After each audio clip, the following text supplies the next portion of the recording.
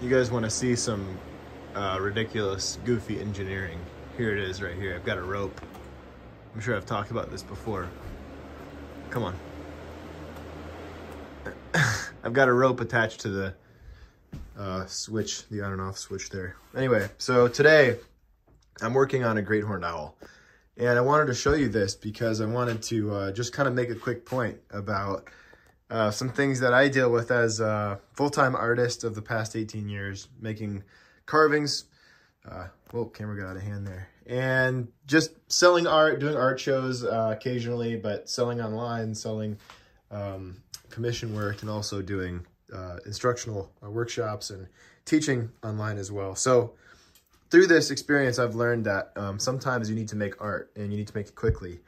And it's occurred to me that some of that art tends to be the best art that I make, not necessarily the art that I have infinite time or infinite resources to create.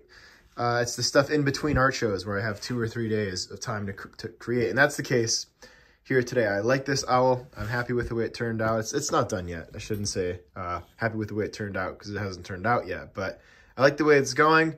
I'm having fun with it. And to me, it's a really good testament to the fact that that sometimes creativity is birthed out of necessity.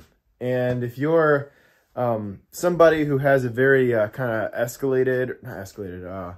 a lofty view of art, like maybe you think that art only happens when the whimsy or whatever, I'm not even sure what terminology to use, but a magical flow of energy comes into the space and ooh, I can feel the art, it's emanating from me. You know, this sort of fanciful version of art, of artisticness or whatever you want to say, that it's in reality, at least for me, that some of my personal favorite work comes from days like this when it's like, oh, I've got to crank out some art. And I've got to make something for this art show that people can enjoy and I can sell.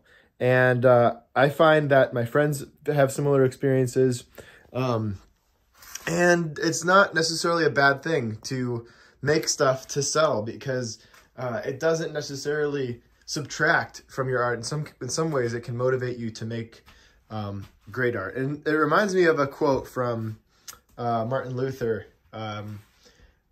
I can't remember it exactly. I'll butcher it, and as I usually do. I love to butcher quotes here on YouTube, but essentially is that God uses man's desire for lust to drive him to marriage. He uses his desire for power to drive him to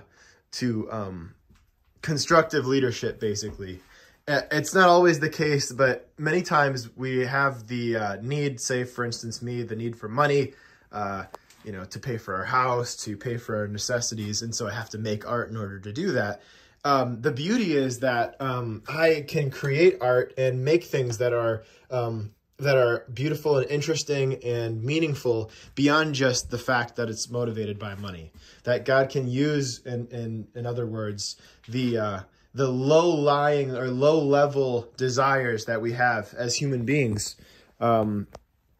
say, for instance, of lust, right? This desire to consume, the desire to possess someone else, this desire to use someone, to actually drive us to a very beautiful thing, which is into commitment, into marriage, long-lasting connection and intimacy with another human being.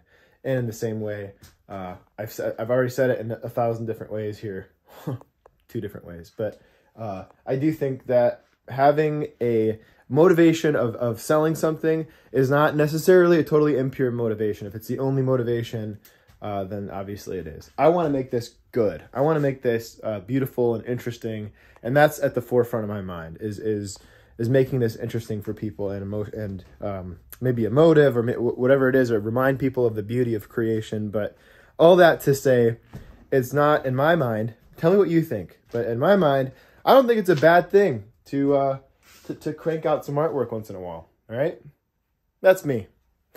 See ya.